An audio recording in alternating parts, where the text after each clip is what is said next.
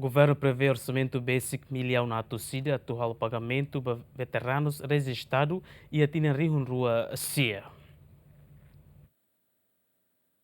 Governo Lihussi, Ministério Assunto Combatentes Libertação Nacional, prevê orçamento quase milhão atos e retina noin, ato for pagamento para veteranos se não resiste fase da rua que atina rua CIA. Ministro Assunto Combatentes Libertação Nacional, Zilda Costa Monteiro Ansoro Ateten, e a fulan janeiro governo se taca lista veteranos se não verifica no vale de ona no processo para pagamento. De janeiro de 2025 está a lista, né? O colheu na validação, verificação lá.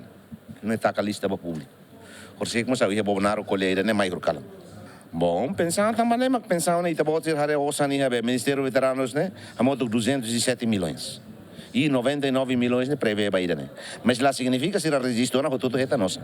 Se liga esse processo de verificação, ainda não bem mactuir lei reta, ok? Ainda não bem mactuir lei de lá reta, né? La discussão. Também é lei. O Ministério implementa a lei. Orçamento Geral do Estado tinha rua Ronres Lima, ne prevê para Ministério Assunto Combatentes Libertação Nacional, a moto milhão atos rua hito, salário vencimento quase milhão rua, bem serviço quase milhão nen, transferência pública basic milhão atos rua, capital menor Rihun Hitunuressinen, no capital desenvolvimento milhão Toro Liu. Agostinho da Costa, Matheus Romário, Gemen.